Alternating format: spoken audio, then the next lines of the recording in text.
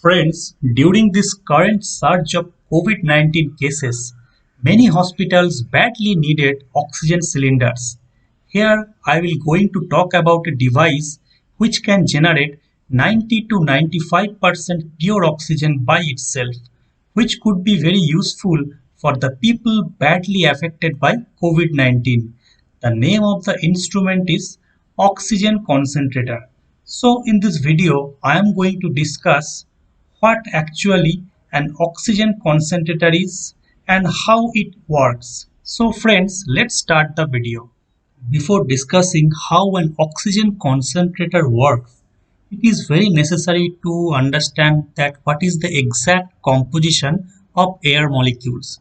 So as you can see in this pie chart that our air molecule basically consists of 78% of nitrogen, 20.9% of oxygen and less than 1% of other gas molecules. So the majority of the gas that is present in air are oxygen and nitrogen. Now, by some means, if we could selectively remove nitrogen from the air molecules, then the rest of the gas will be highly enriched oxygen molecules. So that is exactly what an oxygen concentrator do.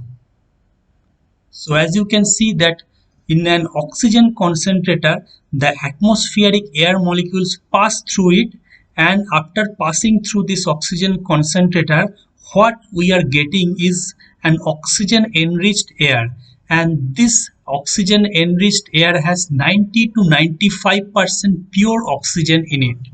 So friends, an oxygen concentrator is a device that concentrates oxygen from air by selectively removing nitrogen to supply an oxygen-enriched product gas stream. There are basically two methods by which it can be done. First one is called pressure swing adsorption and the second one is called the membrane gas separation. In case of pressure swing adsorption, a molecular sieve is basically used. So a molecular sieve is nothing but a material which has some very small pores of uniform size, and these pore diameters are similar in size to small molecules, and thus large molecules cannot enter or absorbed by this molecular sieve. As you can see that there are large molecules as well as small molecules, and these molecular sieves basically allow to pass through small molecules only, and these large molecules are basically absorbed by this molecular sieve. Now as you can see that this nitrogen gas molecule has larger diameter than the oxygen molecules. So that's why oxygen gas molecule being smaller in size could easily pass through this sieve, while nitrogen gas molecules will be absorbed inside this molecular sieve. Now friends, you must be wondering that what type of molecular sieve is being used. In general, zeolite is used as a molecular sieve. In this picture, you are seeing the zeolite beads, and in the right side of this you can see the structure of the zeolite. So you can see that these zeolites are basically crystalline solid, and basically they are made of silicon and oxygen, and they form a framework that have some cavities inside it, and also they also have very small channels inside it. So we can see that zeolite has a very porous structure which can absorb large quantities of nitrogen at high pressure due to its large surface area and chemical characteristic. So friends, earlier I have told you that nitrogen can be separated out from air molecules using two types of mechanism. The first one is called the pressure swing adsorption and the second one is membrane gas separation. Now most of the oxygen concentrator basically use pressure swing adsorption mechanism to separate out these nitrogen molecules from air molecule. So in the next slide I am going to discuss how basically this pressure swing adsorption works in case of any oxygen concentrator. So friends, coming to the mechanism of an oxygen concentrator, as you can see that these are the things that are basically present inside any oxygen concentrator. So you can see there is one motor compressor, After that there is one heat exchanger, then there is one surge tank, and after that there are basically two columns, and these two columns are basically filled with the zeolite molecular sieve, and after that these two columns are basically connected with a product tank, and in this product tank whatever the pure oxygen that is being produced in these two columns are kept, and after that they are supplied to the patients through a pressure regulator and flow adjusting valve. So friends, in the first half of the cycle, air basically enters into the columns through the motor compressor. During that first half of the cycle, only this valve is opened and the right side valve is basically closed so that air do not pass through this second cylinder. In that first half of the cycle, air only pass through the first cylinder. Now in the first cylinder, as I have told you that there is basically zeolite beads are there.